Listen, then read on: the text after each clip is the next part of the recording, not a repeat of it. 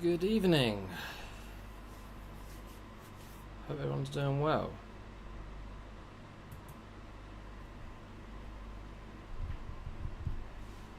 It's another hot day here in the UK.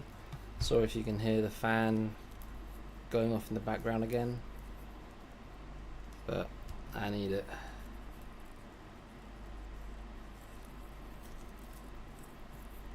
So today, I'm going to aim to assemble up the SW200, the tag, Aquaracer.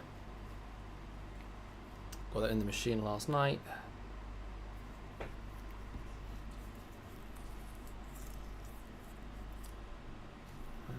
Taking my tools out.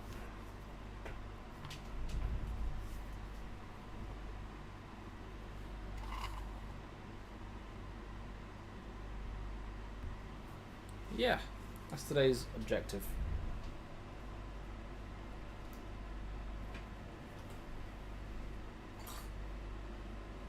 Should hopefully be a nice easy assembly.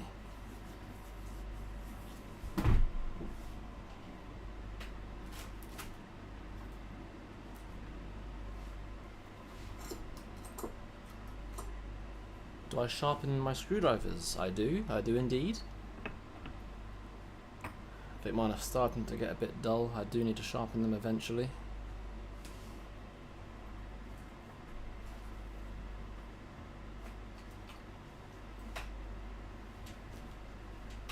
Use a sharpening stone and a special roller that will hold the screwdriver in place. I haven't got any on me right now to show you, but yes, I do sharpen them.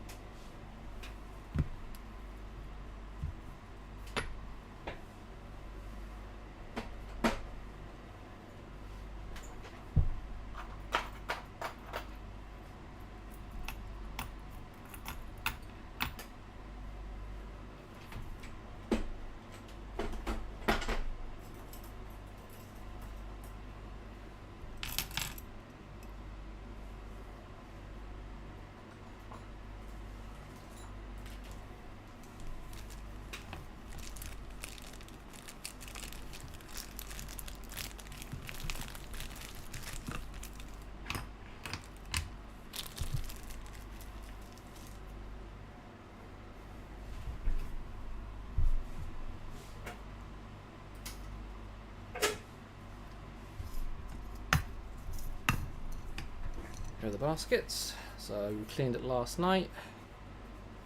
Should be all good to go. Good night. Hope you're having a good evening. I am indeed. Bit warm. Got the fan going. You might be able to hear it in the background. It's a bit hot at the moment, but I'm all good. Hope you're having a good evening as well.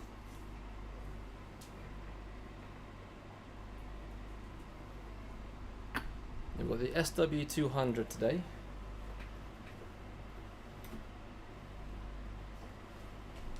Stripped it down last night, yesterday evening. Ooh, tweezers, 1 second.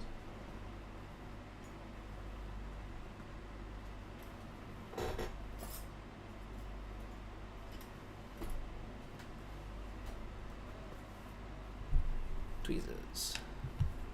So everything should be nice and clean, good to go. Let me just empty out the baskets. And we can start assembling our Artiso. I remember our tag. You're doing good? Fantastic. What we want to hear. Hump day today, 2 more days to go. And so far can't really complain with work.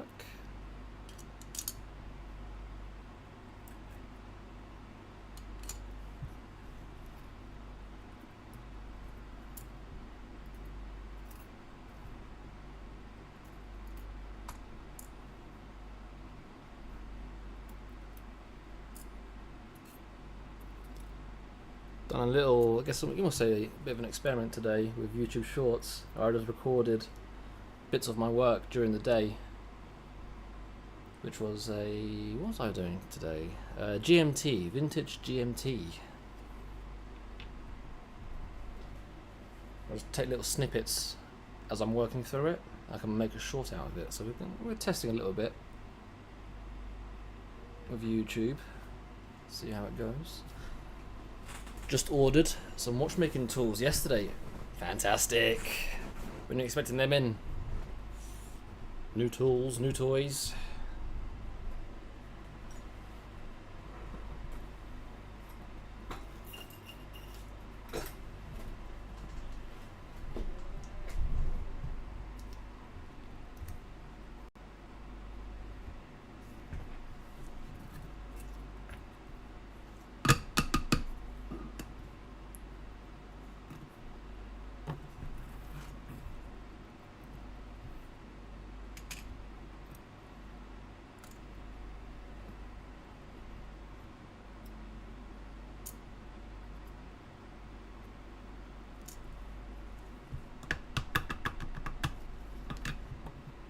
Okay, so that's our baskets. These are the main baskets are empty.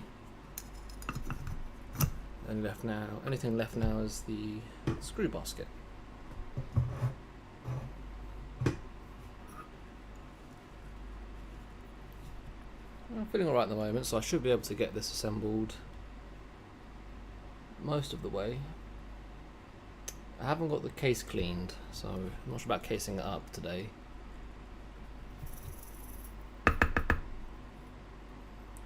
That's what, just gone 8:30. Probably be on for a few hours, 2-3 hours.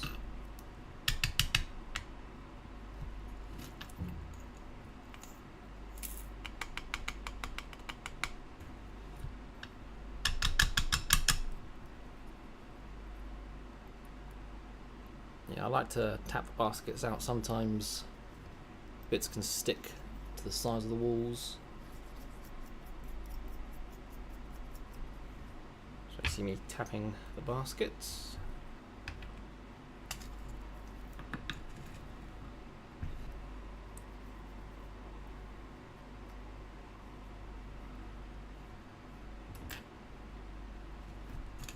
Just evening, only just come on there, don't worry, we've only just started really. Is this the caliber 5? Yeah, this is the caliber 5 Aquaracer. Who was the Aquaracer? Is it Aquaracer? Yeah. Aquaracer caliber 5.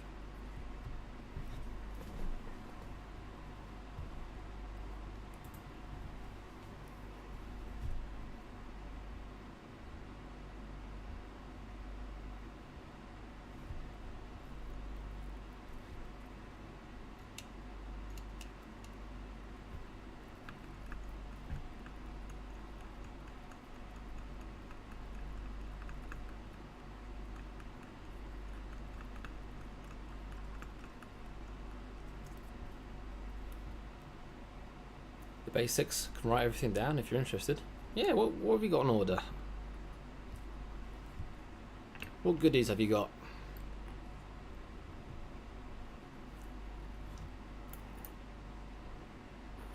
I'd be interested.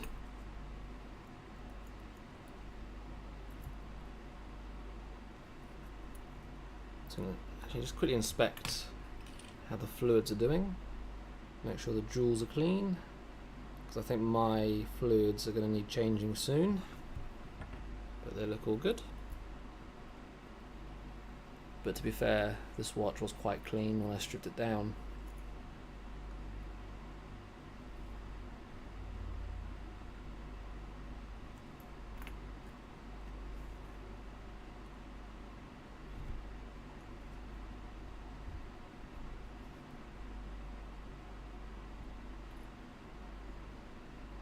balance out,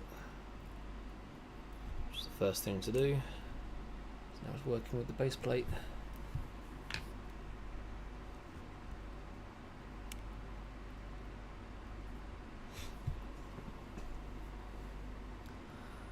I've been thinking of getting one, as they seem to sell very cheaply second hand. £3,000 watch for under 1,000 seems crazy. Yeah, you can get them that cheap. They're pretty solid.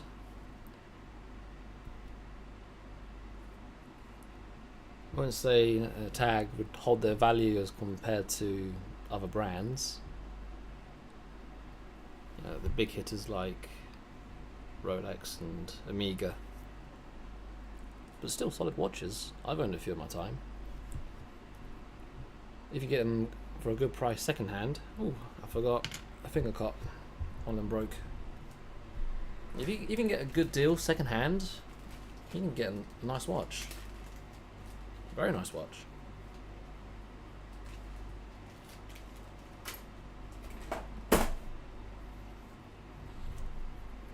There we go.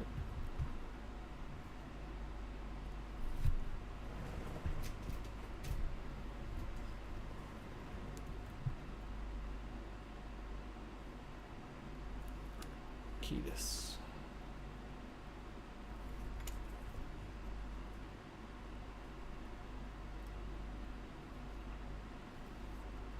Alright, I'm just getting the parts now ready for the keyless assembly. So stem, winding pinion, sliding pinion, and then we'll turn it over for set and lever yoke, set and lever spring.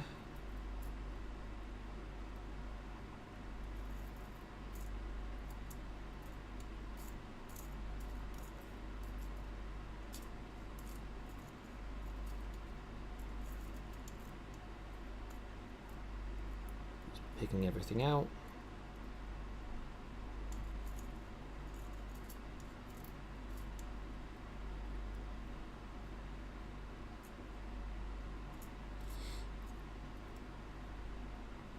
Right. Winding the sliding pinion, ready to go.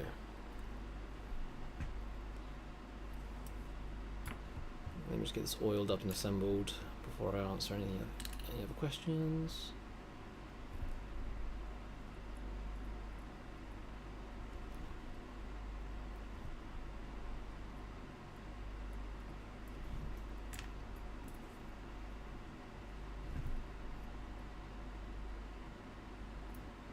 Nope.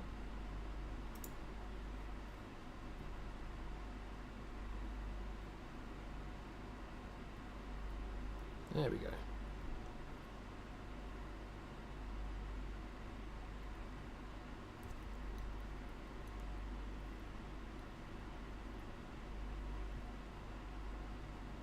There we go.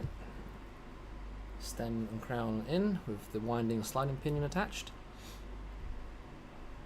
So you've got a Bergen screwdriver set, green bench mat, nice, and movement holder. Which movement holder is that? 4039. Right, this is a 440. I've got another one.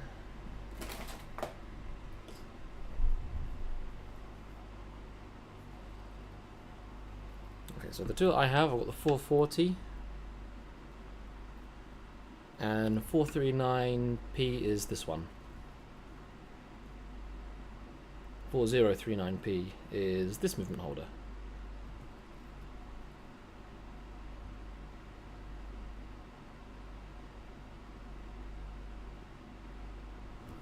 So it's more for like ladies' movements typically, I'd say. I'd use it for.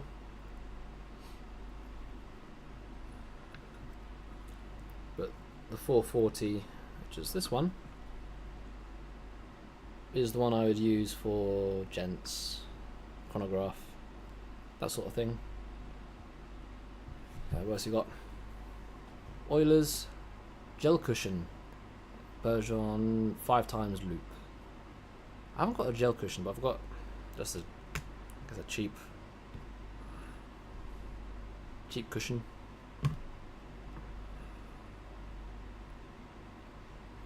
Found them selling from Europe The rest I'll buy from cousins. And you got some number 5 tweezers as well. Nice.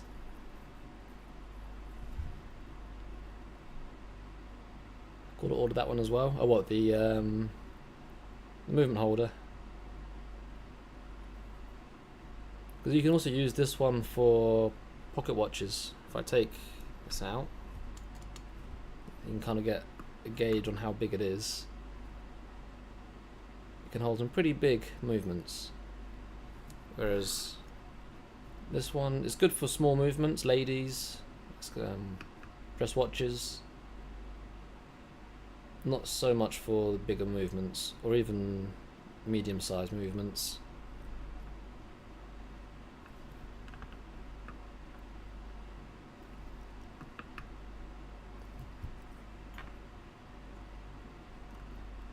But it depends on what you're going to be servicing, or what you're working on.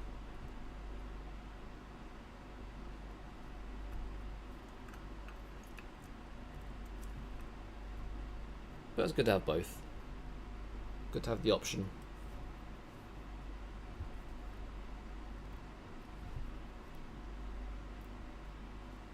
Alright, just turn the movement over. We'll get the rest of the keyless assembled. Make sure I've got all my bits.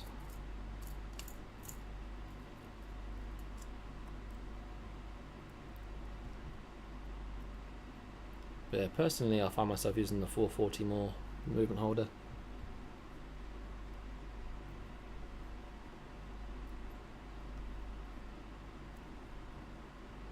I need to get myself some more movement specific movement holders. I think you can now get them for the modern day Daytonas. So the 4130, 4030, what the 70, is it 4030? Yeah, 4140 and 72s. So I'm finding myself working on those a bit more regularly now.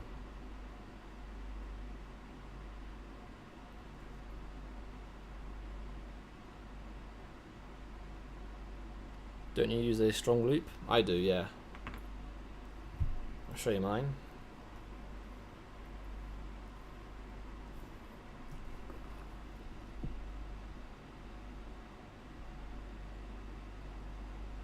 I use a 12 times, or 12x. It's my go-to. But I also have 3 on standby as well. Those are the 2 that I typically go between, but most commonly I use the 12. And that's now what I've become used to, really. I used to, when I first started, I used the weaker magnifying glasses, so the 2s, the 3s, the 1s, but didn't really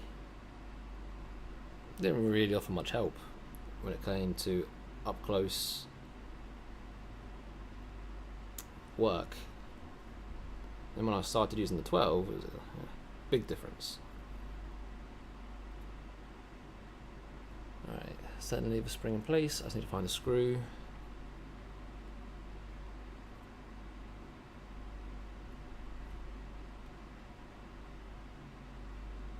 But I know some people probably use slightly weaker magnifiers.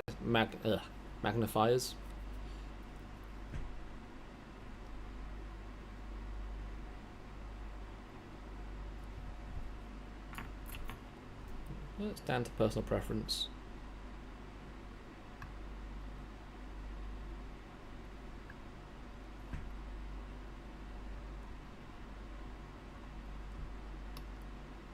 Okay.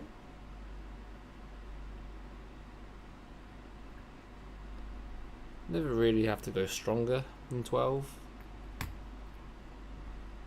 I know you get like 20, but unless you're really trying to find, I guess, very minute details, the 12 is perfectly fine.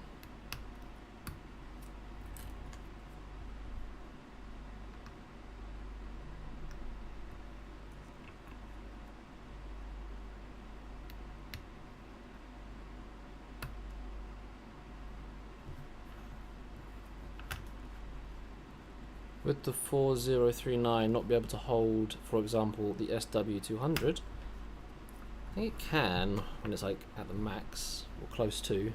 I'll test it for you. So this is the SW200.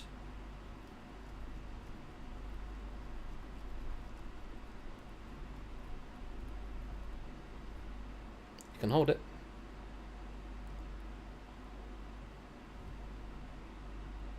Got a little bit of thread left at the very end. But I think the 440 is just, it gives you more stability.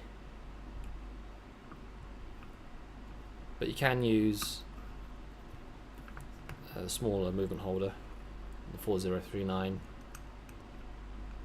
As you can see with the 440, got a lot more stability.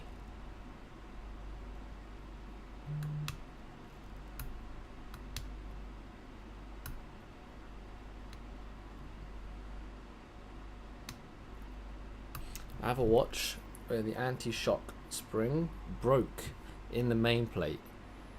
Do you know how to remove it? I haven't been able to. They can be quite tricky. Is it similar sort of shock system to what we have here? So I know you've got different types. I imagine it's going to be similar to this. Because sometimes the arms break off the spring. Because the way I've had to do it before is I would use the end of an oiler to try and work my way into the joint and almost force it out. And seeing as it's already broken, break it some more until it falls out. Sadly, but yeah, you need to get. I've used an oiler to try and work it out. Sorry, try and.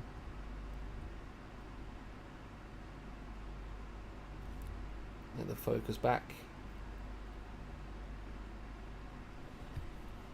Yeah, the very end of an oiler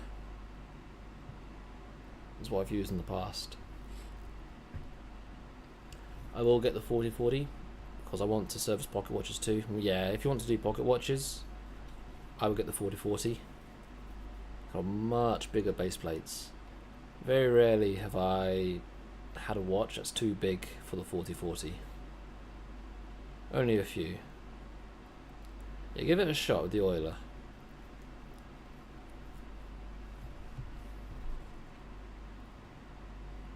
Right, what was that? Let's get some grease going in here.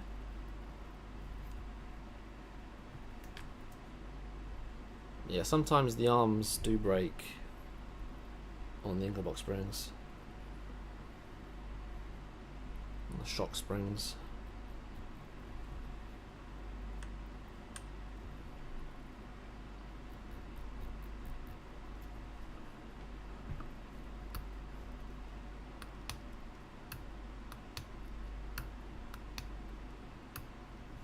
Sorry, the light's just a bit. Oh.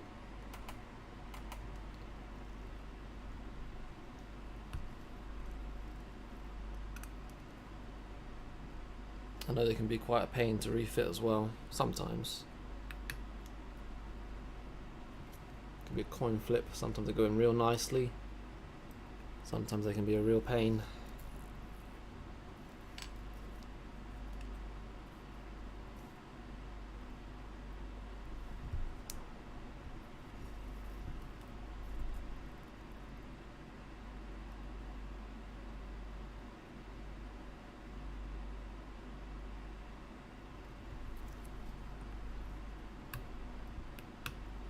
And when refitting, what I've started to do, because I've had some, you go to refit a spring and it will just ping out and it's lost forever. What I've been doing is having a tiny bit of Rodico, almost hold on to it. So if it does go ping, the Rodico kind of catches it.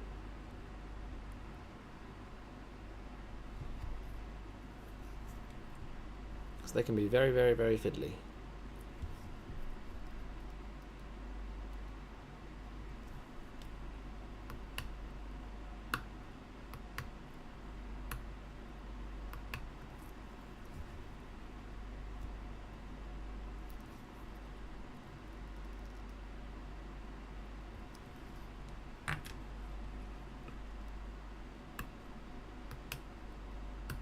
Okay, so keyless is good.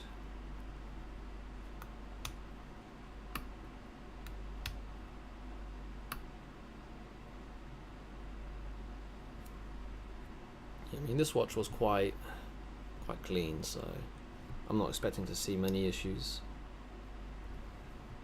like we have in the past. Make sure everything's all greased. I'm just going to preemptively grease the bearings for the barrel arbor.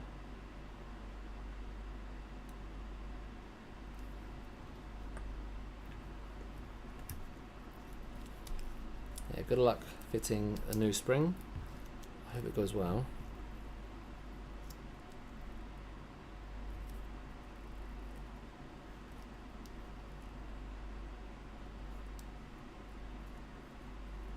Sadly, I only speak English, but imagine that's saying hello from Chile. Excellent something is my best guess at translation.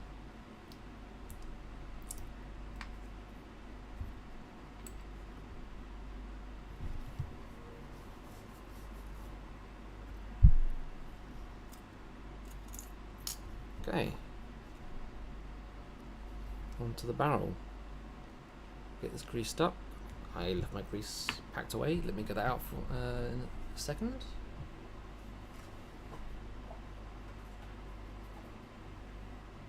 There we go. Excellent work. Thank you, my friend. Thank you for tuning in.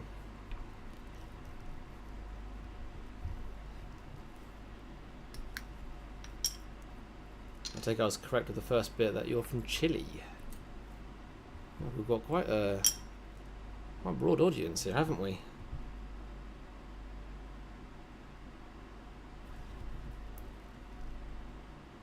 If you don't mind me actually asking everyone, like, whereabouts are you from? As I'm sure you all know or have guessed, I am from the UK. From England.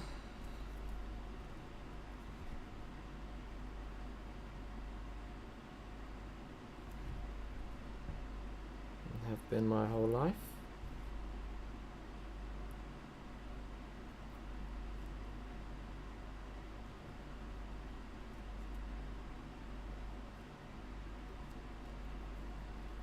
So I was greasing the inside walls.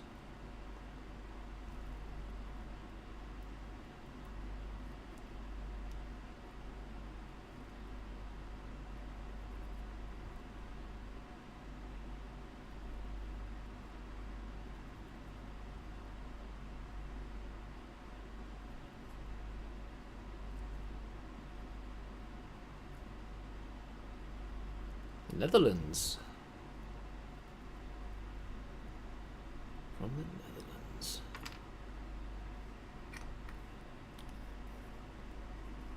You live in Blacktown Hills in Devon. Also from the UK. So Netherlands, UK, Chile, or Canada. Yeah, very broad audience. It's very small. Hey, what time is it in the Netherlands now? It'll be ahead of us. Slightly.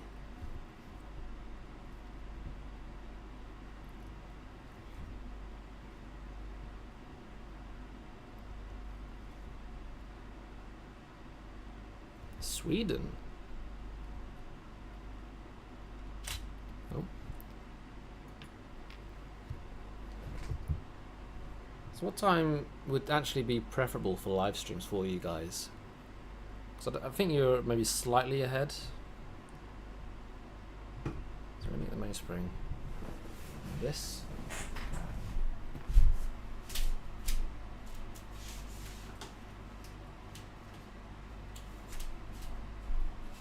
Because obviously right now, here in the UK, it's 9 o'clock.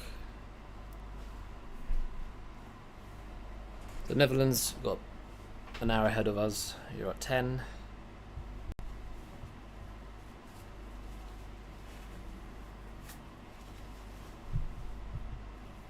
So it's not too bad. Not too different.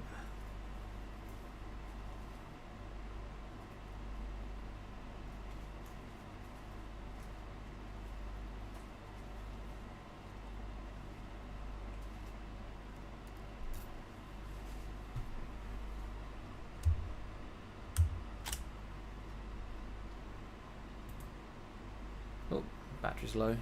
Let me change that quickly.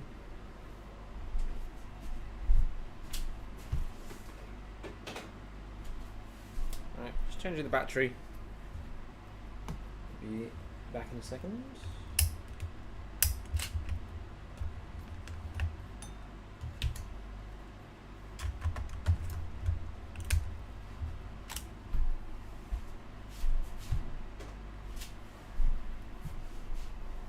Welcome back.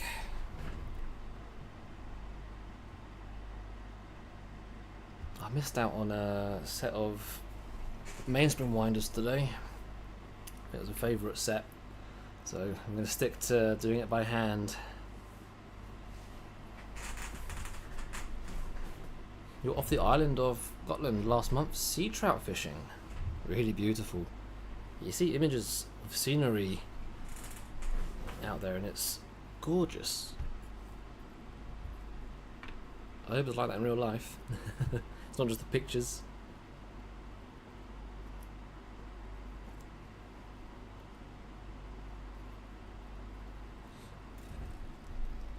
And sea trout fishing. How'd that go? So I'm feeding in the mainspring from the back.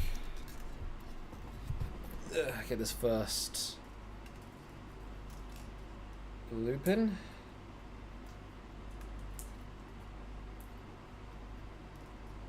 Just to try and show you, I've just started to get the mainspring in. I was going to have to feed it in by hand. I'm just slowly going round.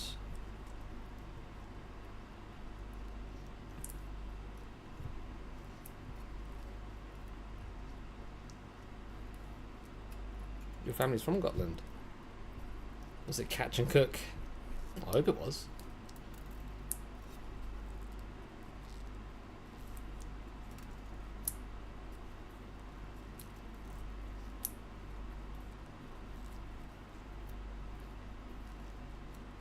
Right, nearly there. Just kind of showing you progress.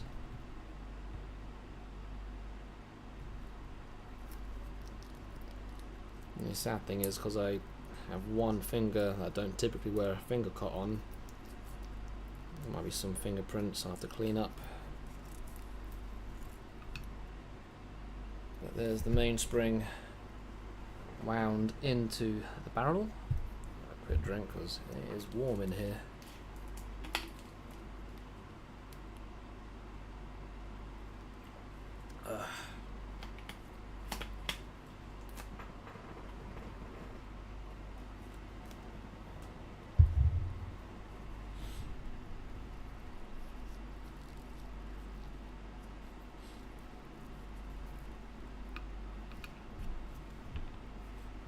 Unfortunately, they were all female spawning, so I couldn't keep them.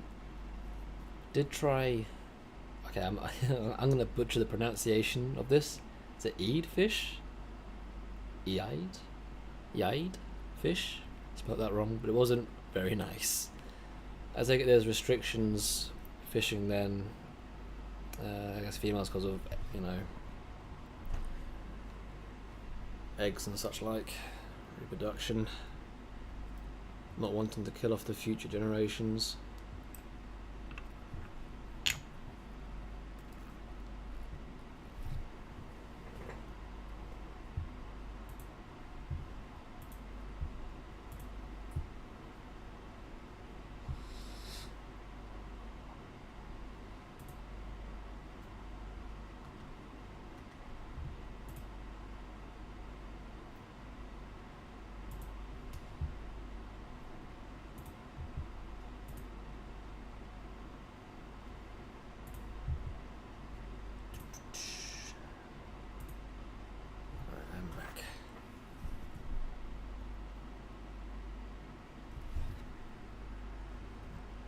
Okay, so mainspring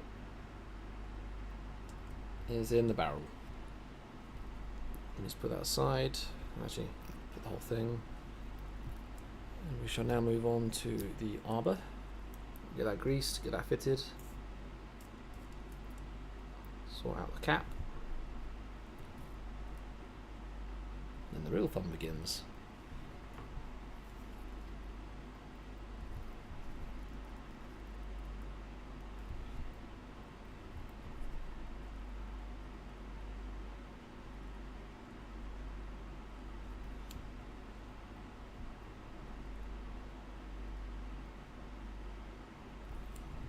Yeah, let's put some grease on the arbor.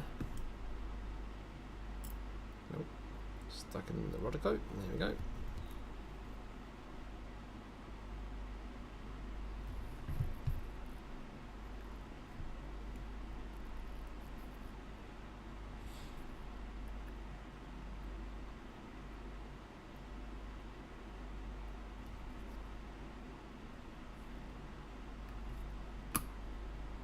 Now let's press the arbor into the mainspring. I obviously make sure I line up the notch and hook to make sure it engages properly. That is caught nicely. There are similarities between water repairs and fishing. Can be fiddly and much patience required. Absolutely, on the patience. It's been years since I've been fishing. The only type of fishing I've done was mackerel fishing, which obviously you can get here in the UK quite a lot really. Been a long time though since I've done fishing. Yeah, mackerel was what we caught.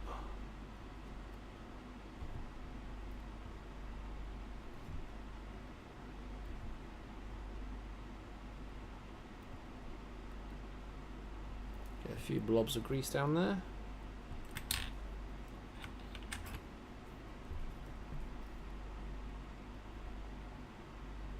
There's a little hair there. Remove that.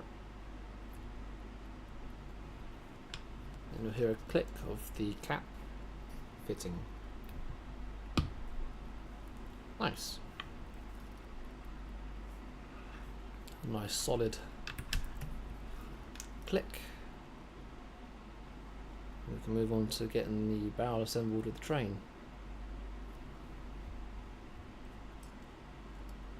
I typically put in the great wheel before I put in the barrel.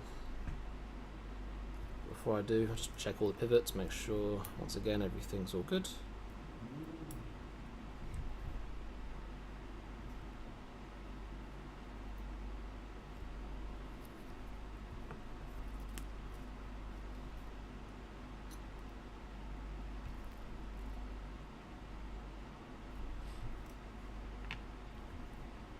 And then a little bit more grease on the arbor before I put on the bridge.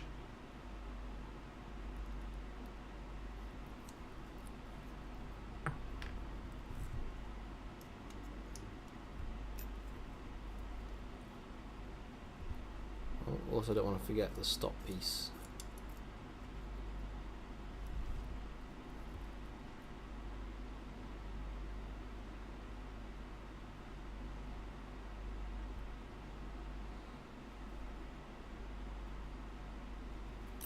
Nope.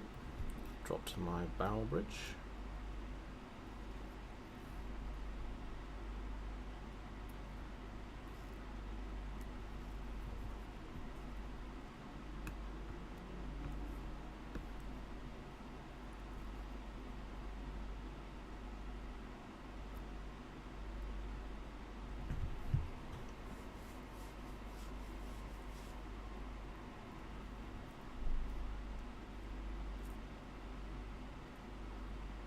Three screws holding this one down. Once we've got this secure, I'll get the train in. Make sure everything runs nice and smooth before putting the escapement. Yeah, I should be able to get this pretty much done tonight. I mentioned the case still needs to be cleaned, so I probably won't case it up. I'll probably case it up another day.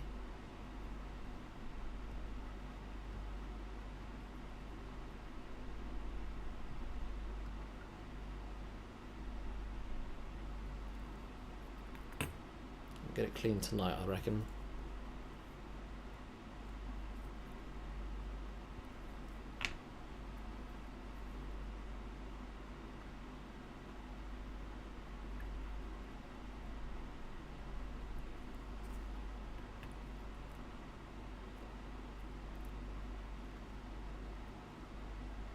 So barrels in, great wheels in, there's just the centre wheel, third wheel, escape wheel.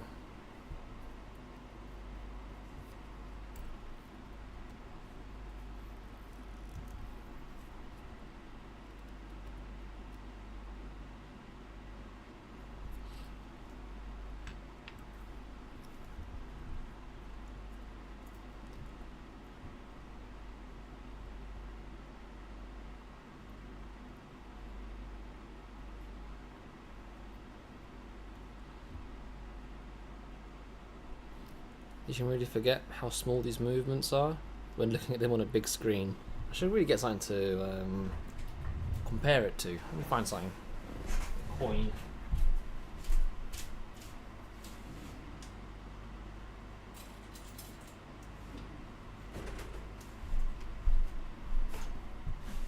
I guess as a point of reference, it's a £1 coin. Actually quite a similar size.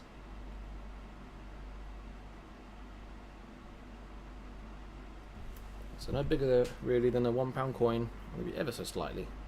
But yeah, imagine seeing them on the big screen, all zoomed in, can warp the perception on just how small they are. Yeah, I mean the SW200 is quite big by comparison to some of the things I've seen lately. A very, very small cocktail watch in the past month. How does that work? I can't remember the caliber. One of the square cocktail watches. They've got the pivots lined up there.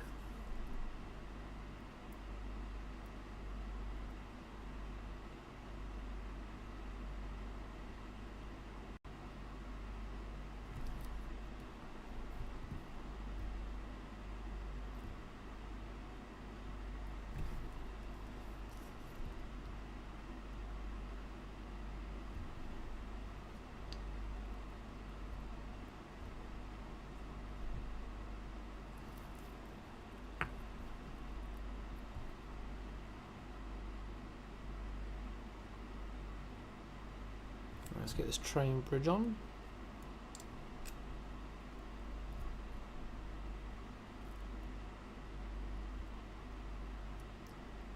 I've got to make sure these pivots are lined up. We should be able to see. Did it all line up? Oh, perfect. Didn't have to do any aligning or anything. All the pivots are lined up for me. I love it when that happens. Oh, it makes my life so much easier.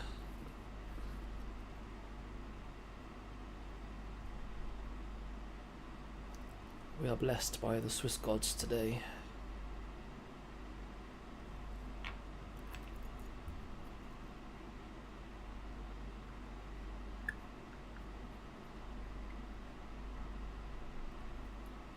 I wonder how small is that a Duplan movement would be? I'm not familiar with them. I'll have to quickly do a Google search. I think the smallest movement I've probably worked on, no bigger than my pinky nail. So I've got them pretty damn small.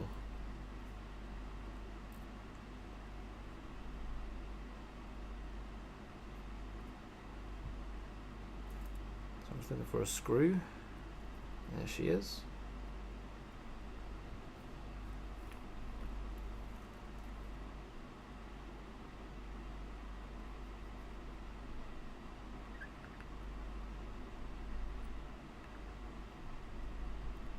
Make sure they're torqued down, and as you can see, I'm just pushing the barrel around,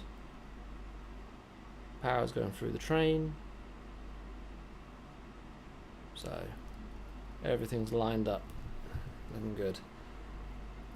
So now I know all the pivots are lined up and we're looking good on that front. We'll get the cram wheel in place, then the ratchet, and then we'll oil up all of the train wheel pivots.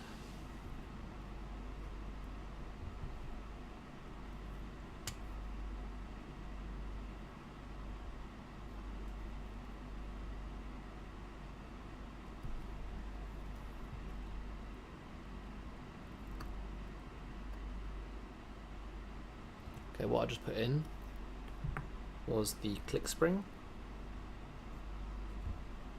So next can go the click. Wherever did I put it? There she is.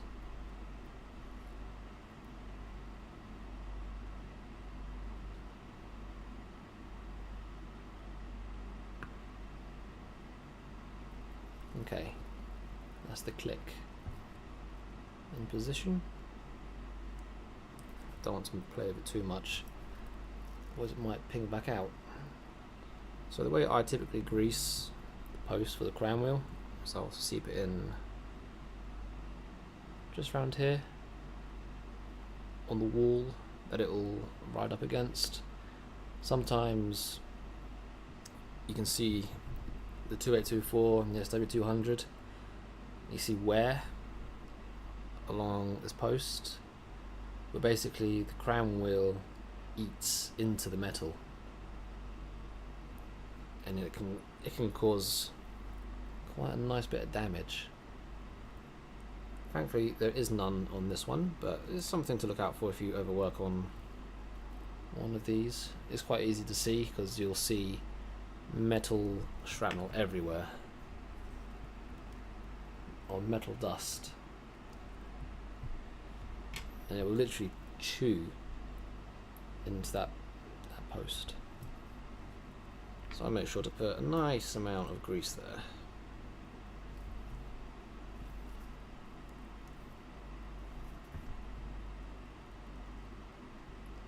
Obviously that's where, when you wind, the crown will be grinding up against it.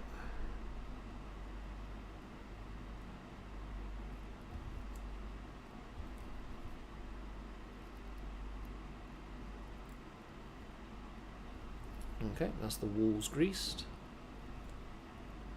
And just because sometimes I see scarring, I'll put just a couple dollops there on the actual surface. And then to fit the crown wheel, it's a bit tedious, but I try and keep pressure pushed down here when I'm putting the crown wheel down, so I can keep pressure on the click. If you don't, sometimes the click can pop out of place. So in order to try and keep it from doing that, I'll put pressure down on the crown wheel, and the crown wheel then put pressure down on the click.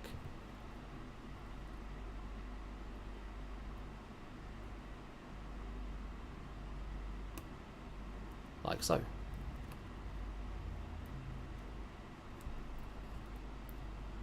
Nice.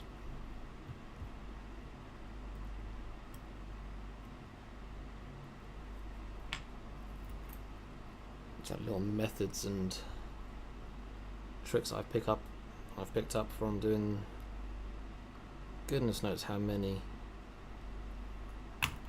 SW200s and 2824s.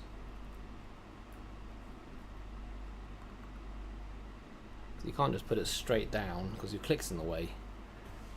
So you've got to find a way to put the crown wheel into place without the click coming out, or the click getting in the way. And that's the best way I found of doing it.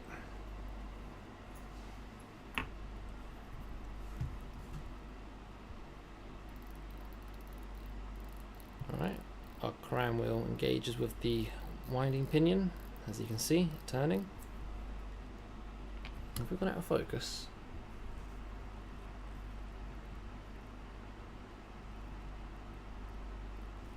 Bring you back, there you are. So we've got nice engagement. The crown wheel, which winds.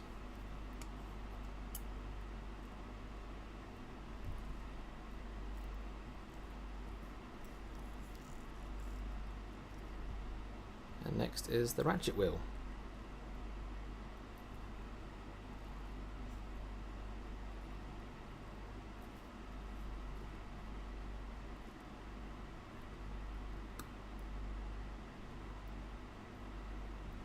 And straight away, just giving it a few winds with the ratchet in. Power's going nicely through the train. I haven't oiled it yet, so it still seems a bit, it's still dragging a little bit. We'll see how it looks when we've got some oil in there.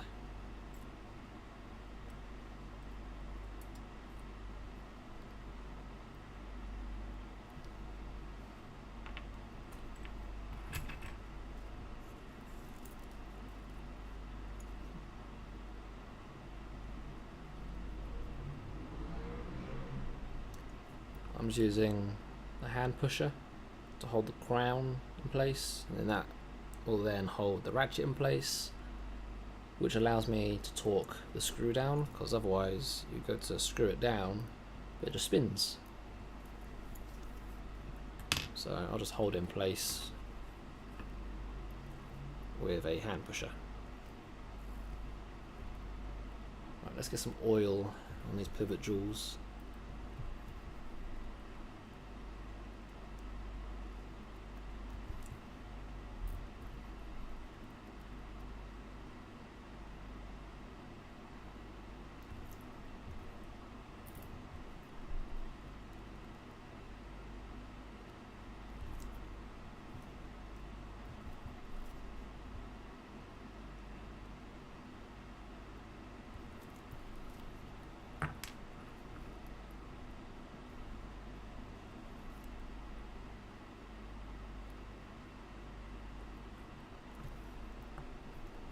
Turn it over, we'll do the other side.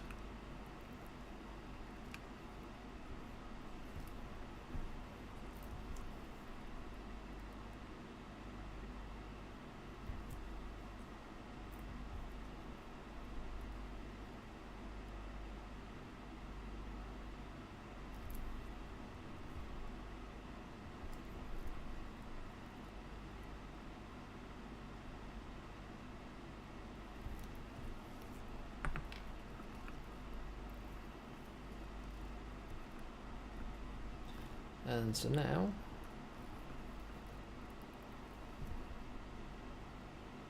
got a bit of kickback when I put some power through, or it comes to an immediate halt. Yeah, there's a bit of kickback there, so everything's running smoothly.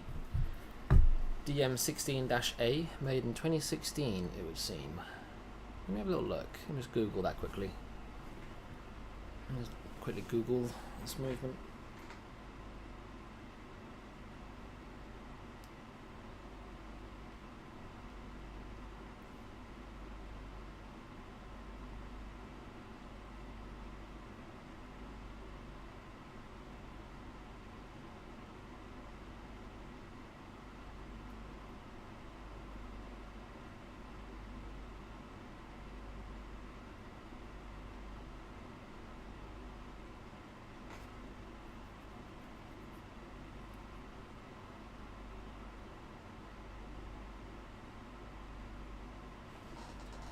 So what's coming up is the Jaeger LeCoultre, like a lady's dress watch style watch. Is that the one?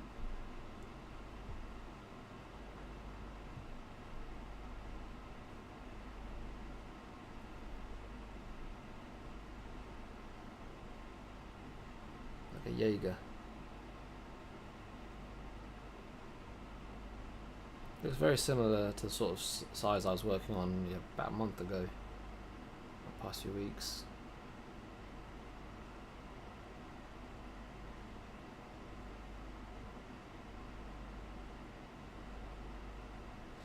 Yeah, 2016 is quite recent.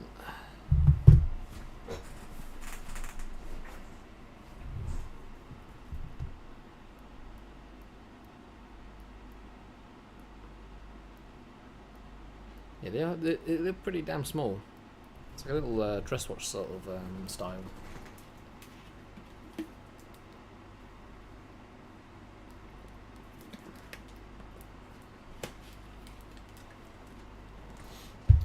And that's what you would be using this movement holder for. Just a small setting. Yeah, very, very small holding grooves. For gents. So we've got power going through the train, everything looks nice and smooth.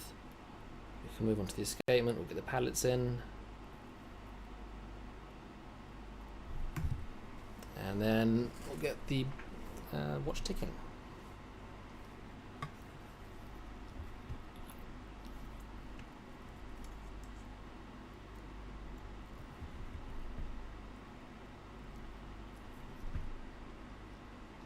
Ooh. I haven't seen this feature before. I'm just having a look at our palettes. I'm going to get this on the micro cam.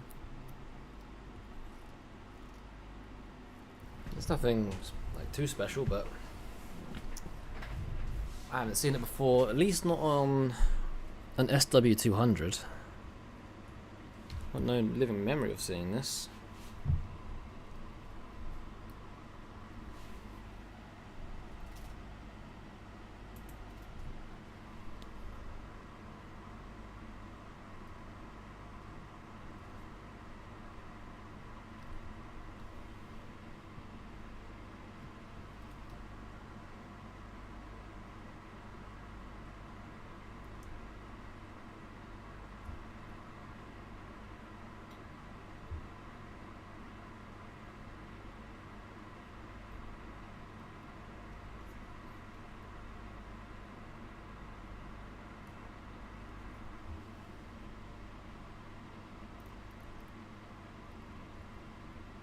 It's like a hollowed out section.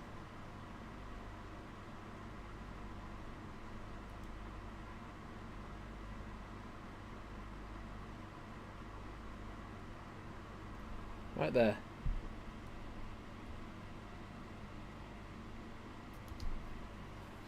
So it's not the first time I've seen like a hollowed out pallets or even the escape wall now. I've seen hollowed out hollowed out parts. I haven't seen it on the SW200 before. So that took a bit of time getting the camera sorted. So you've got your pallets, and they've got a nice hollow section around where the pivots are. The pivots look nice and clean. Sorry, the jewels look nice and clean.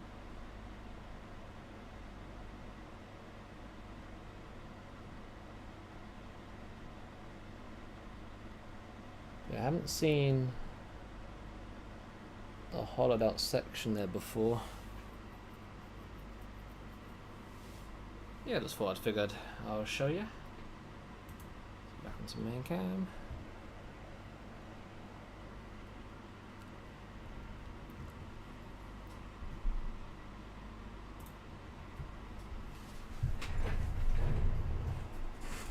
Let's get this fitted. So there's like a little hair on top there as well, so just quickly get that.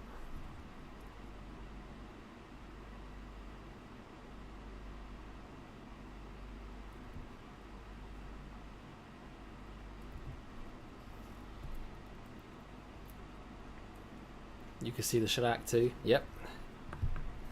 Yep, the shellac's all good. You can see every detail under that camera. It's just very, very difficult to set up. Yeah, the finish on these palettes are much nicer. Maybe the older movements.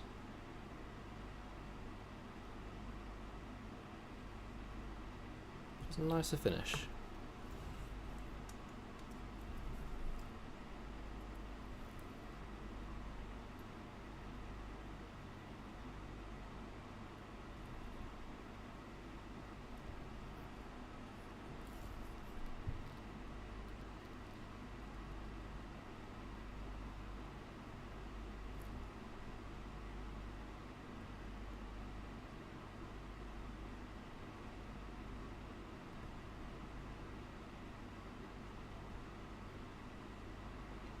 Well, our train pivots went in nicely.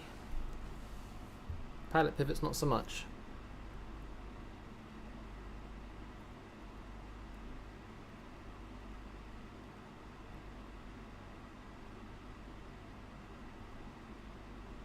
Okay, got it. Pivots are in. Pivots are good.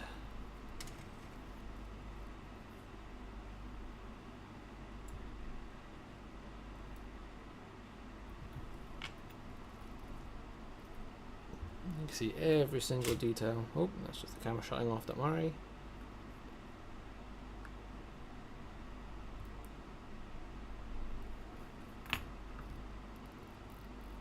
So now when I wind it, no power goes through, the pallets are holding it.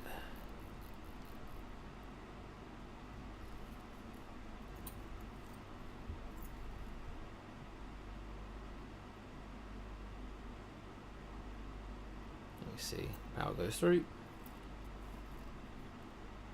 Let me get some oil on the faces of the pallets before I put in the balance. Quick drink. Quite warm.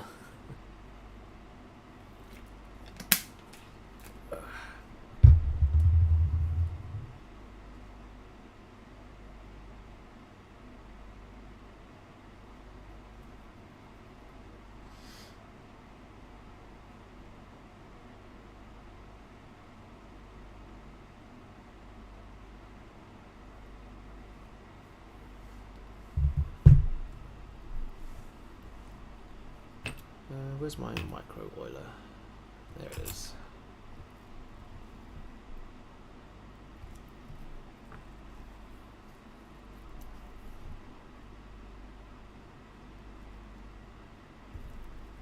So a little bit of oil on the face of the pallet, and then just have it go round a few times.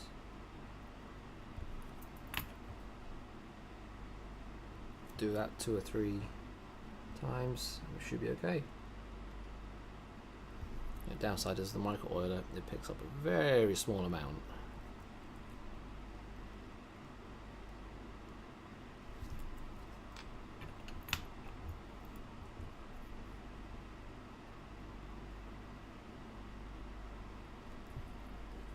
Do I ever use Epilarm? I've managed without, so no, I haven't used it. Yeah, I have. I've been asked, but it's all good. I've managed without using Epilarm.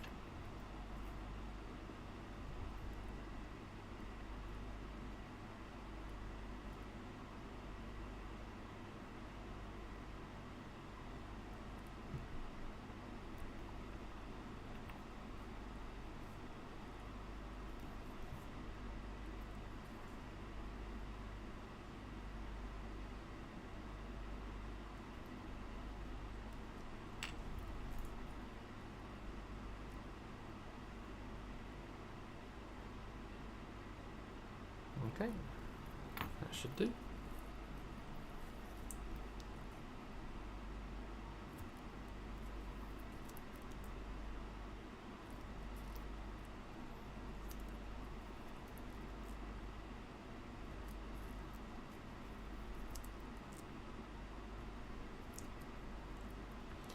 Is it not needed? No, sorry. Is it not needed at all? I haven't used it in the 10 years I've been in the industry, but know people that have.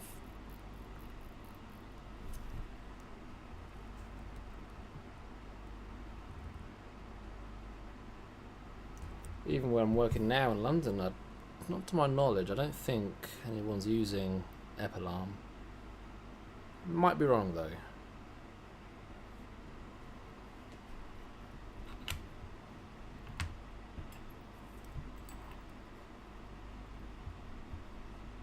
You should be fine. You should be able to make do without it.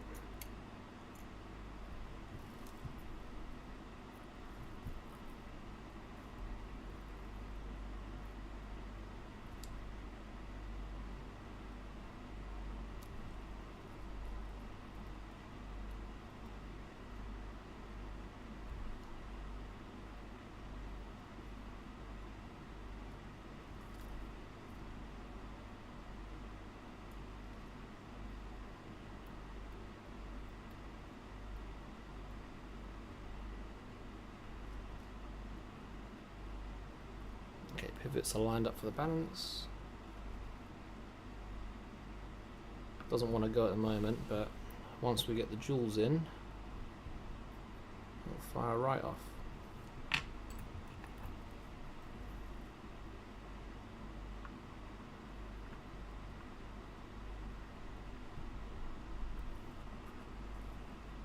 can see it wants to go, but we need to get those jewels sorted.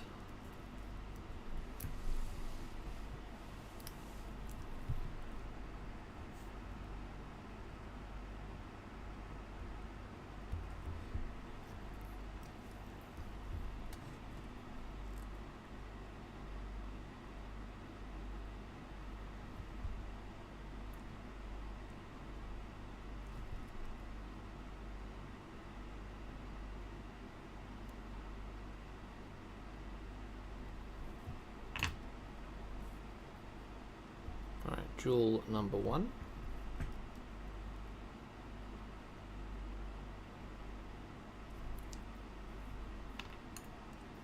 There's a little bit of oil.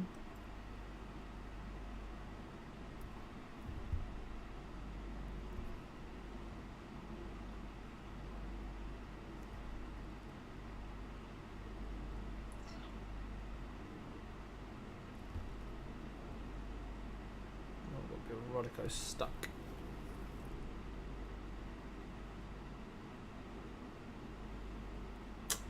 I'm not happy with how the oil came out on that one. Just open it up again. Probably wipe it clean. It came apart when I went to flip it. It's a shame, but that's how it be.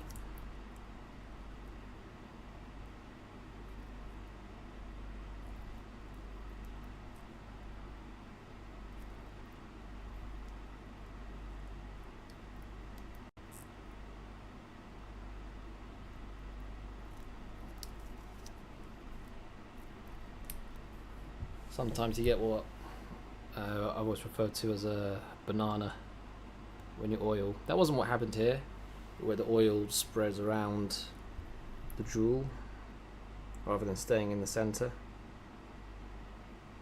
This one looks like a mixture of not really having enough. So I need a tiny bit more. But also when I went to flip the jewel over, part of it got stuck. So the oil kind of spread everywhere where it shouldn't.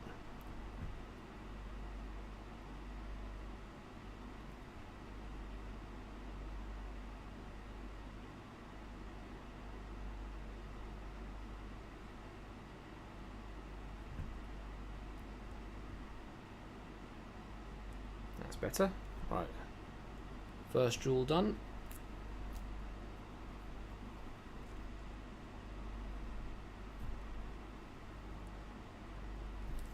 On to the second. I see like a little bit of something. Yeah, it's all good. Like a little smudge. So I'll try and create a little point with my Rodico for the jewel to sit on.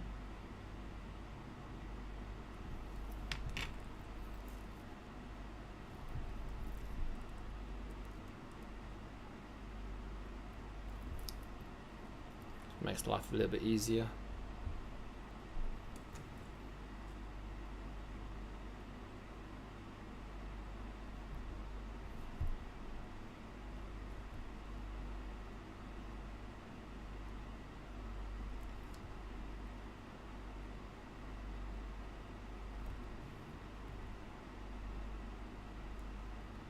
Second jewel done. Lovely.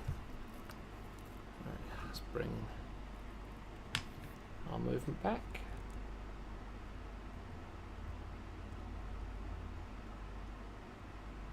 And get you focused. So I'm gonna get the fan up a little bit more. It's starting to get warm. Hoping the noise doesn't interfere with the microphone. Shouldn't do.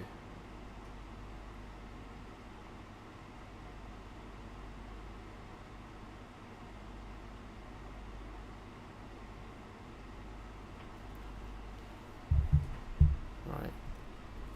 So we're going to open up our ankle box springs, shock springs, and we'll fit the jewels, and this should start ticking very nicely.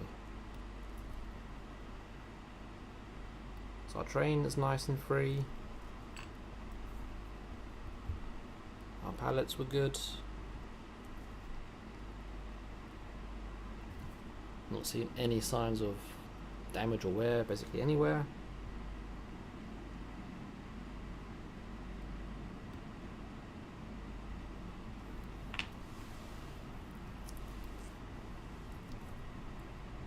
So I turn this over and it should just start ticking happily by itself.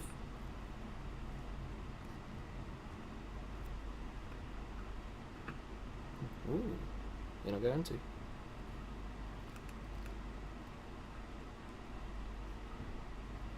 No, still not wanting to tick.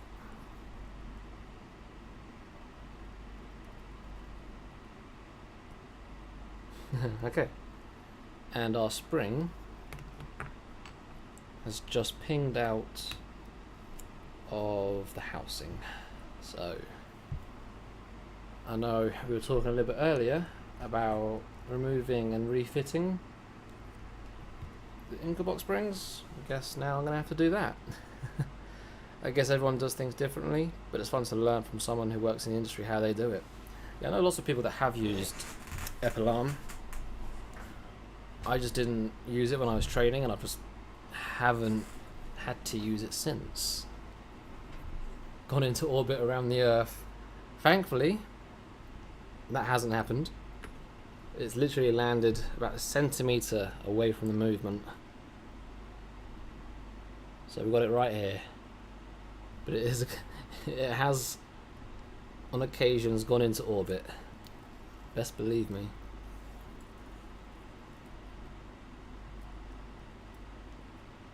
So I'll try and get a little bit of Rodico, kind of cover up, maybe not cover up, but around the vicinity of where I'm going to put the spring.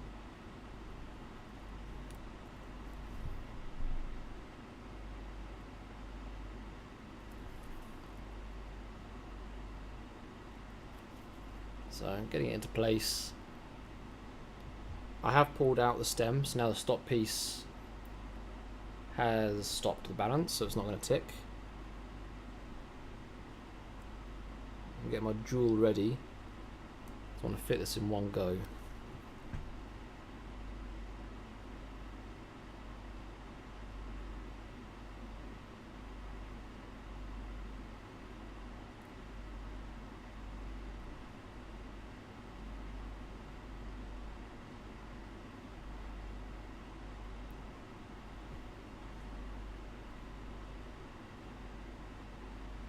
Okay, it's in. Rodico is holding it in place.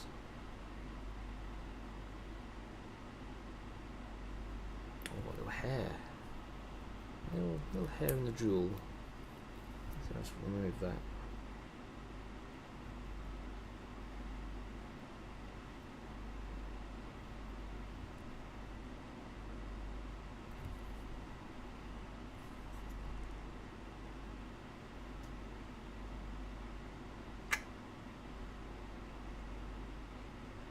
That is a little annoying. Very, very, very tiny hair was inside the jewel, so I was taking it apart, hair extracted, jewel back in place.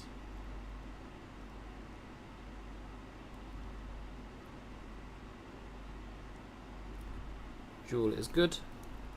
Okay, sorry, back to getting this fitted. So I've got the Rodico basically holding the spring in position, so it's not going to go anywhere.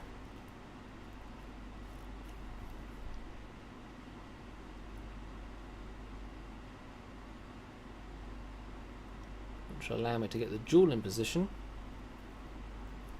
And now to fit the spring.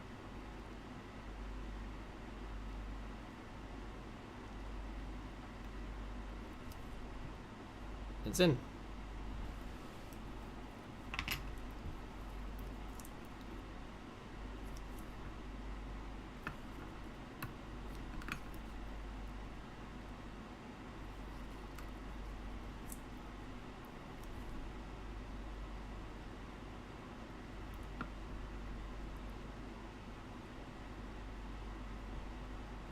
Ooh, we have something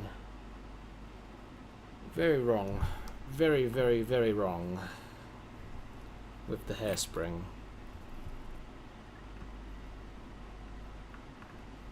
That's why it wasn't ticking.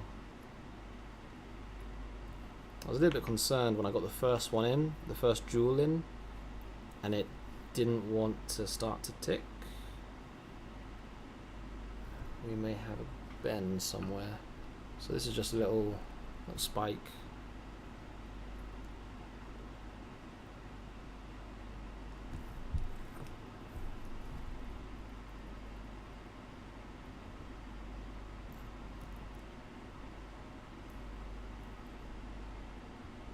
I'm just seeing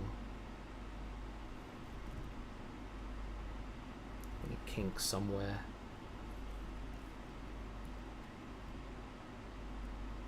Everything looks level. Let me try again.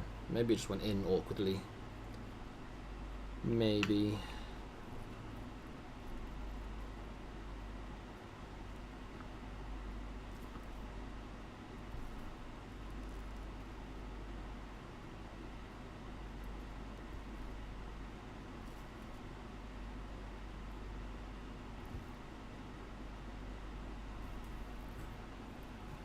You see it's ticking.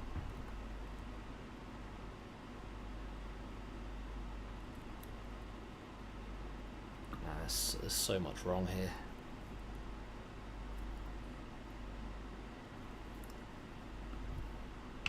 But I think I might know why. I might know why. Because yesterday I gave a little demonstration with this watch of opening up the curb pins. Let me just open them back up.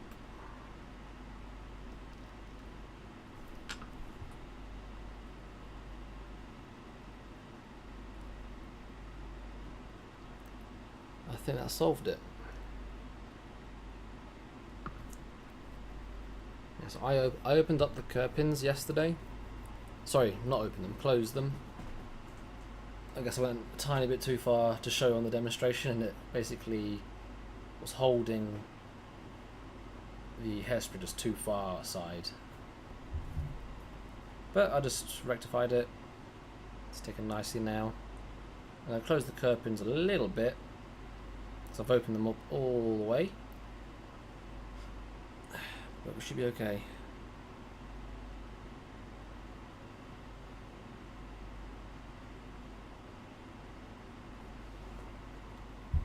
Let me just close them just a tiny bit.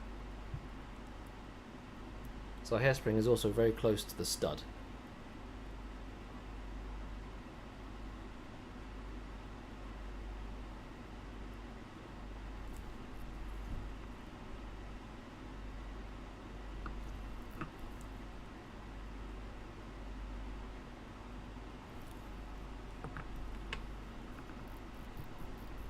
Give it a full wind and look at her go.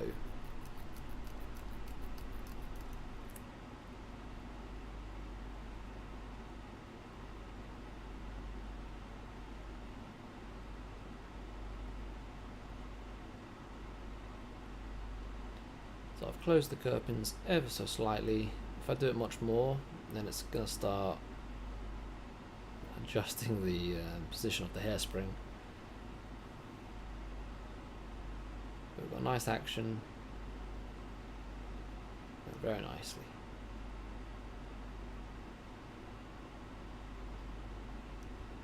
Cool.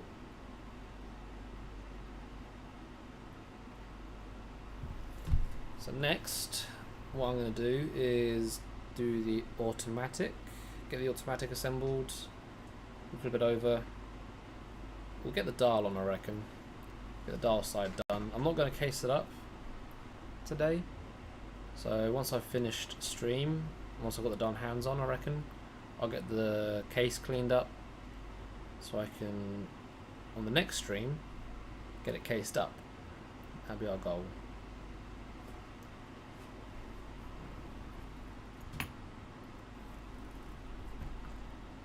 She is flying.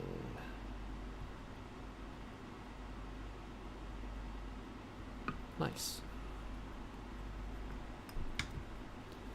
Next.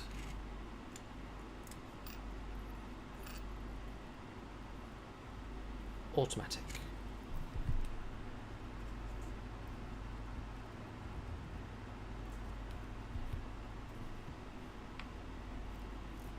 Just grease our driving wheel post.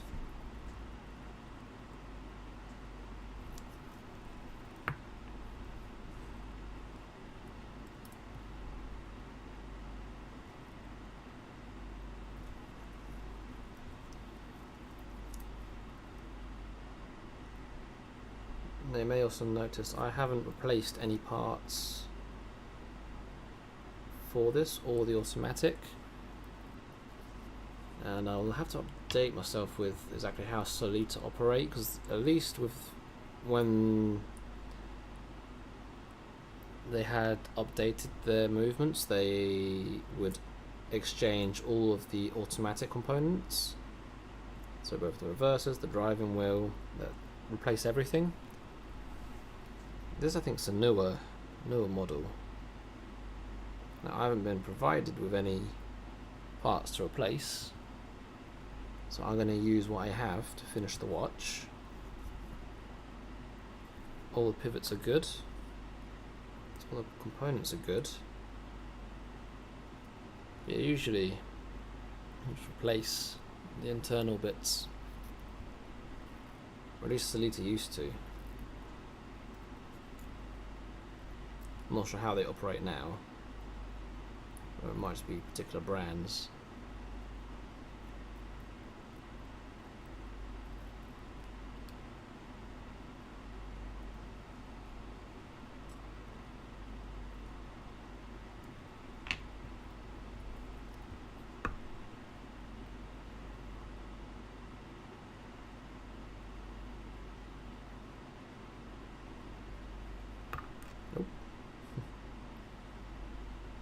Slipped from underneath my finger.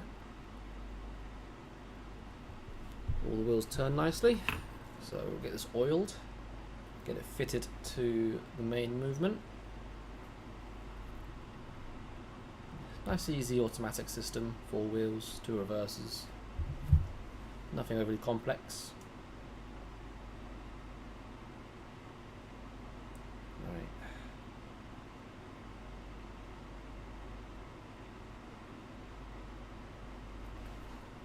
Get some oil on there.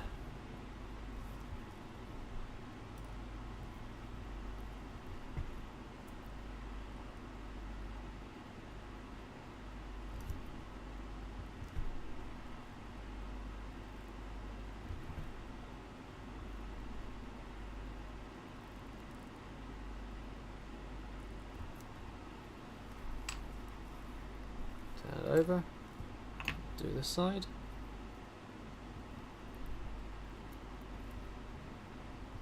Try and keep you in frame.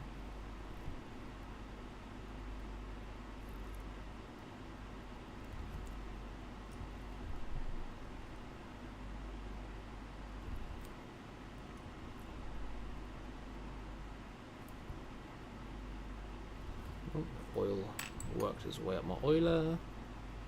I'll get a different oiler for this one.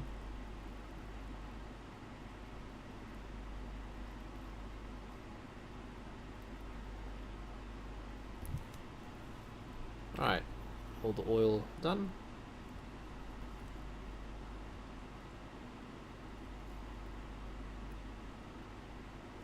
We can fit it, oh sorry, bring you back into focus.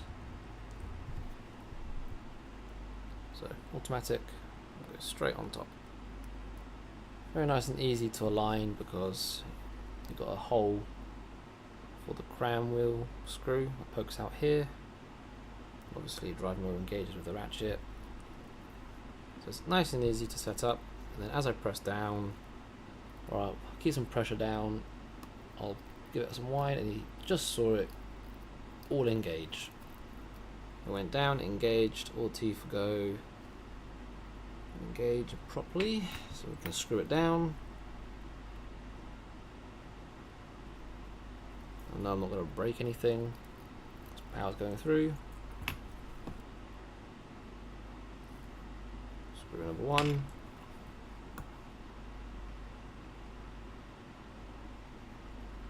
Screw number two.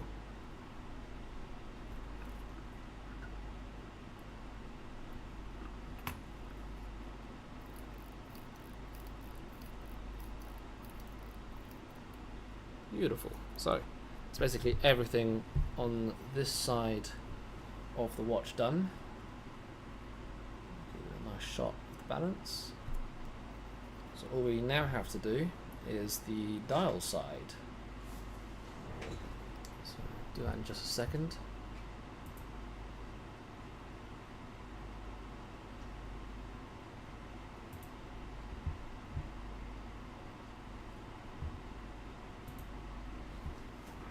Focus right.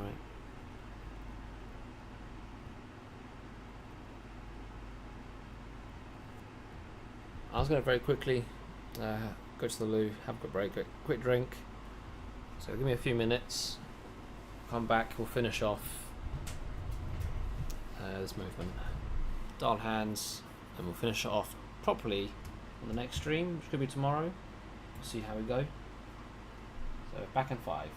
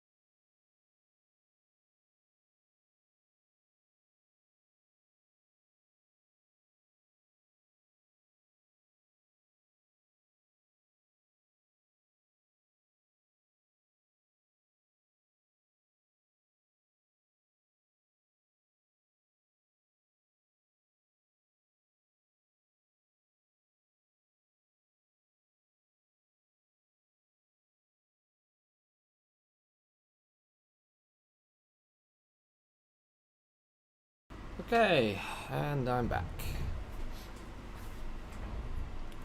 Let me get my finger cots on. What we'll do, we'll get the dial and hands assembled on this watch.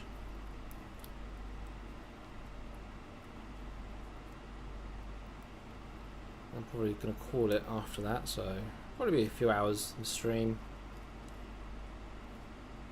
It's now 10 o'clock, so won't be too much later.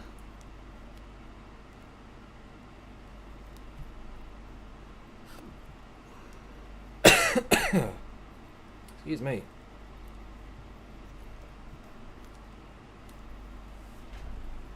But yeah, right. Let's crack on, shall we?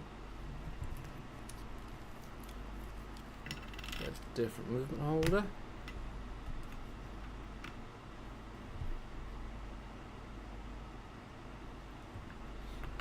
We'll just start by greasing up all the posts, getting everything ready.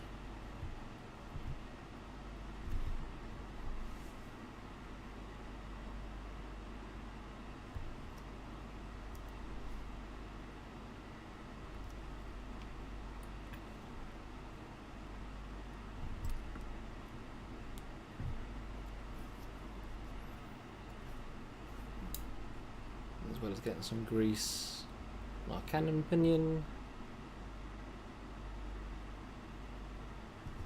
Feed a little bit in there.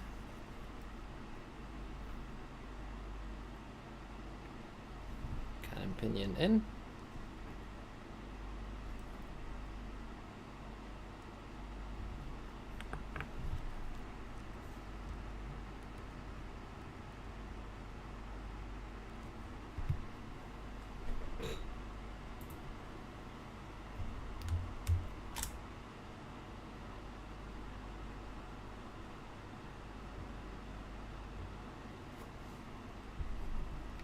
Yeah, there we go. So I'll have to get the case cleaned. I'll sort that out tonight after stream. So we can at least get it cased up tomorrow, if I go live tomorrow. I should go live tomorrow. Still, there's so much to do.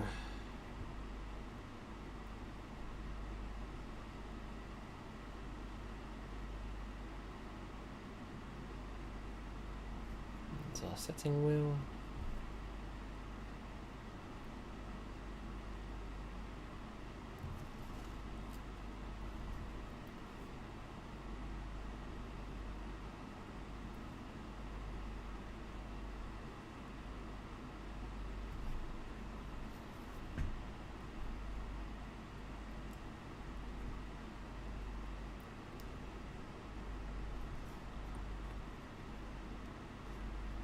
This screw in particular is a little bit different to the rest. It's got tiny little step.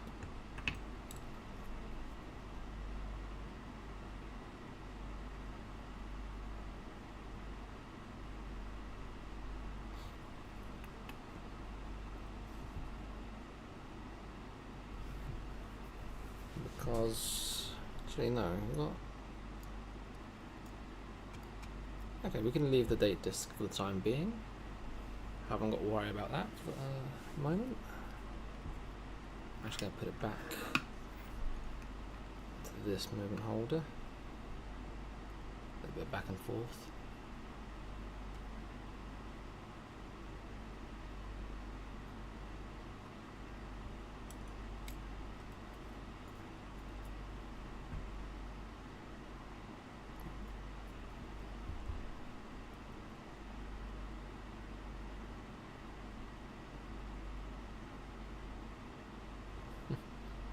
Just a little hair there. Hair removed. Not sure where that came from.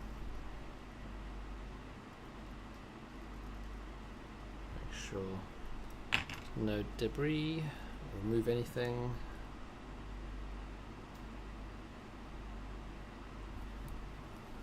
Nice.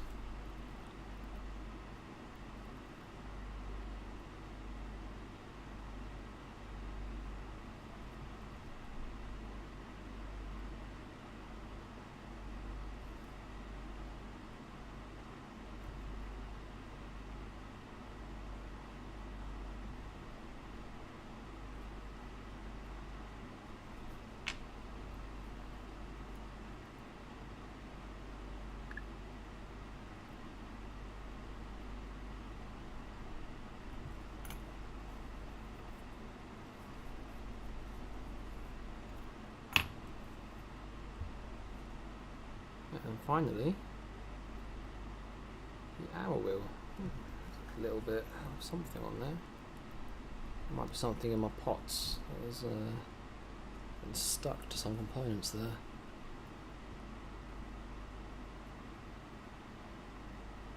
And there's the hour wheel.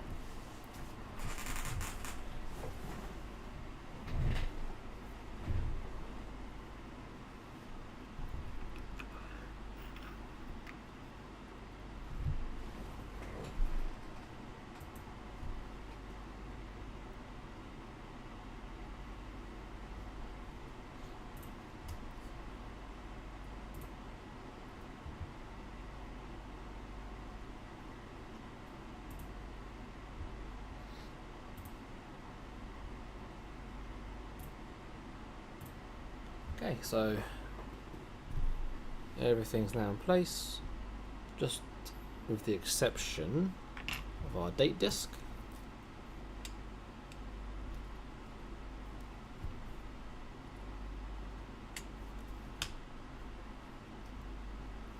Let's make sure date disc goes in nice and clean. Slide it in.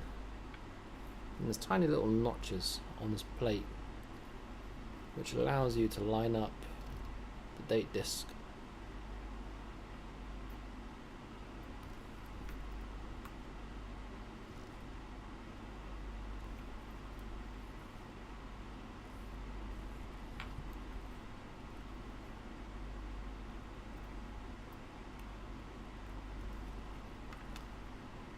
So the date disc is now in position.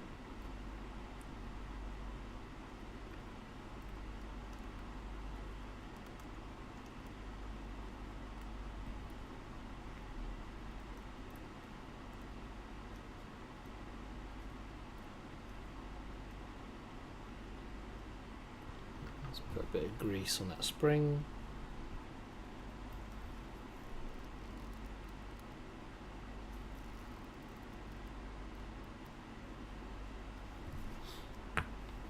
Try and smoothen the motion going round.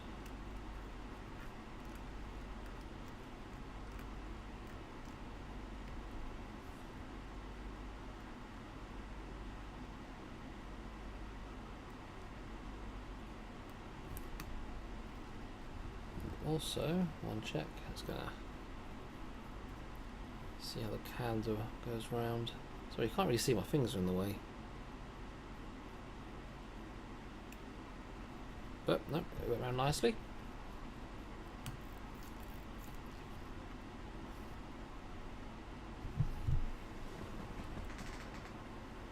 So next, the only thing we have to put on before we put the dial on is the dial washer. Put the dial washer on, make sure we've also got the dial spacer. And then we'll fit the dial, get the hands on, and I'll probably call it a night. Maybe what, a few hours on stream?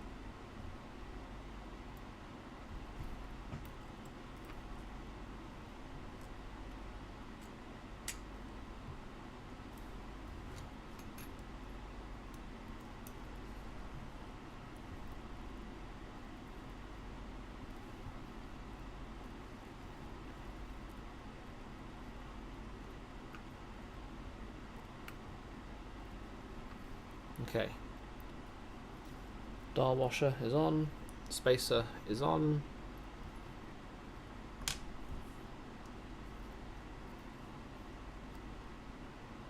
Time for the dial.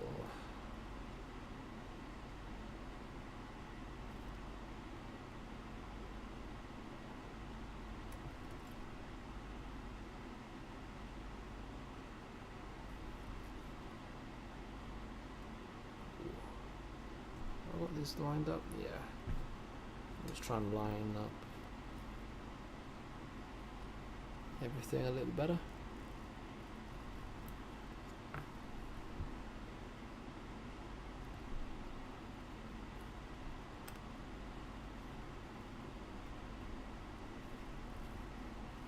Dial is down.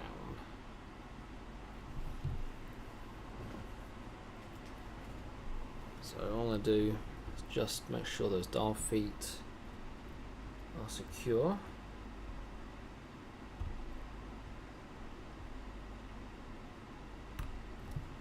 There's a screwdriver for this.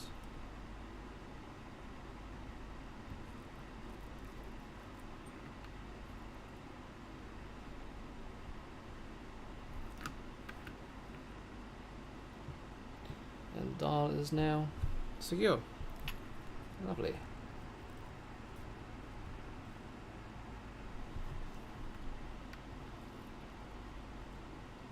Yeah. Tag here, Aquaracer caliber 5 automatic.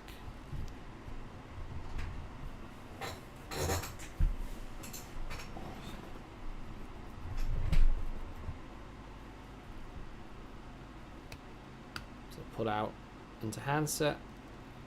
I'm going to go around until the date disc turns over.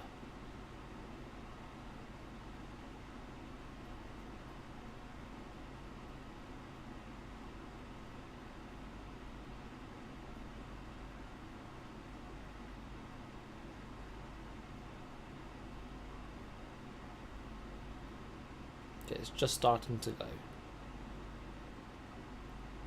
Very, very, very slowly. And it jumped. So that was the jump. So that is midnight.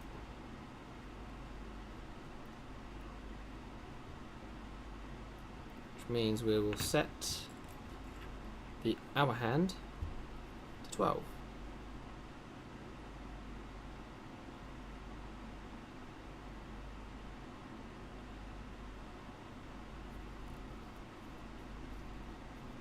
We'll go around again just to test it.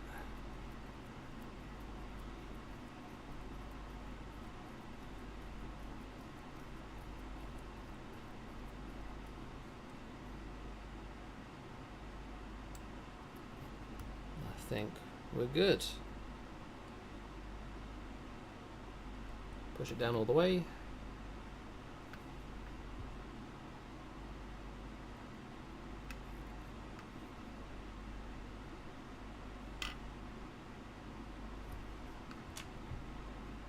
Sorry, my hand just got in the way there.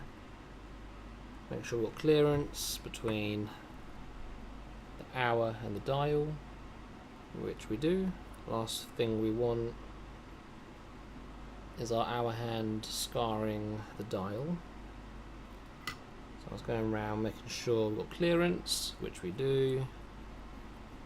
I'd love to see it. And let's see how accurate the turnover is.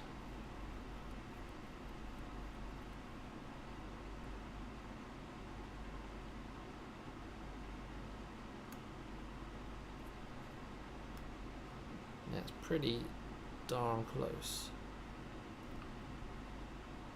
Ever so slightly out. The tolerance for the date change, especially on the ETAs, Salitas, it's like 5 minutes before and after. So if I can get it within that, I'll be happy. I reckon we're ever so slightly out. Within tolerance, but slightly out. So just making sure you guys are in focus. If the camera's ever out of focus, just mention. Or if it's, I'm off center. I want it to be a good viewing experience for you.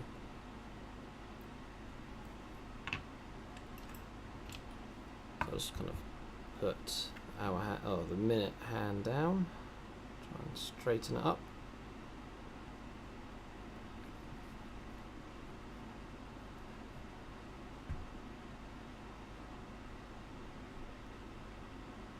And press all the way down, bang on 12.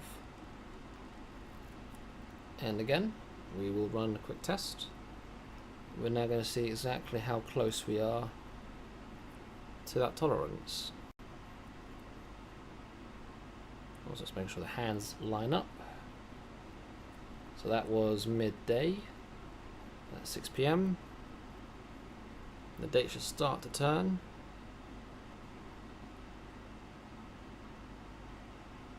That's 5 minutes. Oh, you know what?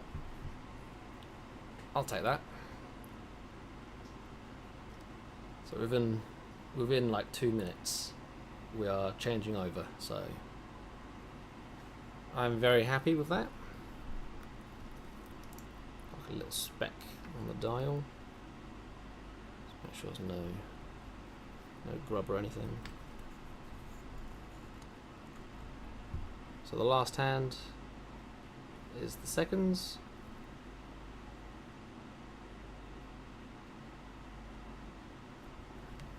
Just make sure this is on.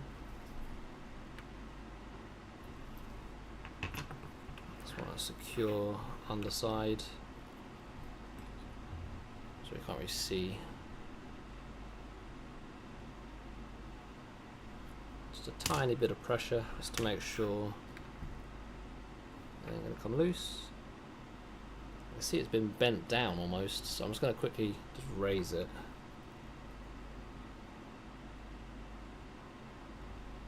There we go. Otherwise the hands will be catching. And she's off. On point, very much on point. Very, very much so. I'm very happy with that.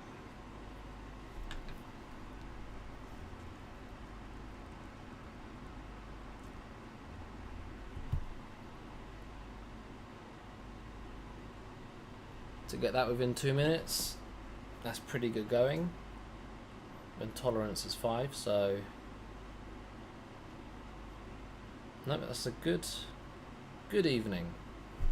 Movement's done, dial hands are on, case just needs cleaning. Let's bring it out into main cam.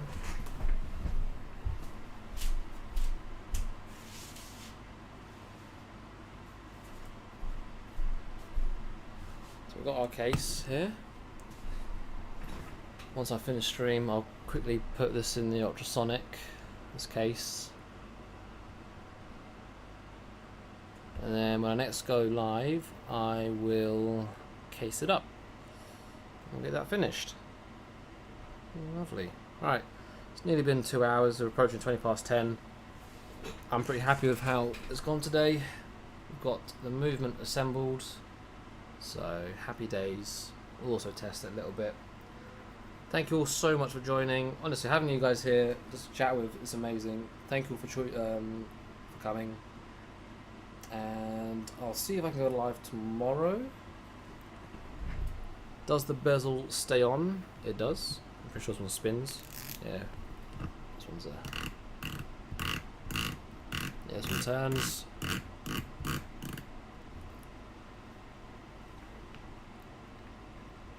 There is a tool to remove the bezel. I'm just going to clean it with the bezel on. Yeah, it's not down for a polish or anything, but it'll clean just fine. But yeah, thank you all for joining. When cleaning, is that it? Yeah. I'll leave it on when cleaning. I'm going to leave it on. I'm not going to strip it apart.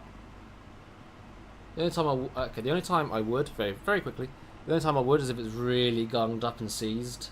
Like if it's really gunged up and it won't turn and I have to take it off to clean it. Otherwise, it's fine. Yeah, if it's really bad and it's seized, then I've got no choice but to actually take it off. But yeah, alright. Thank you for joining. Beautiful work. No, thank you all for joining the stream. It's fun as always. I'm actually really enjoying the live streaming. It's been a lot of fun. And that's thanks to you guys, so thank you. I'll aim to go live tomorrow. We'll get this cleaned up, get this sorted, and yeah, that's it. Have a wonderful night, and I will see you, hopefully, tomorrow, and we'll get this done. Alright. Good night, and peace out.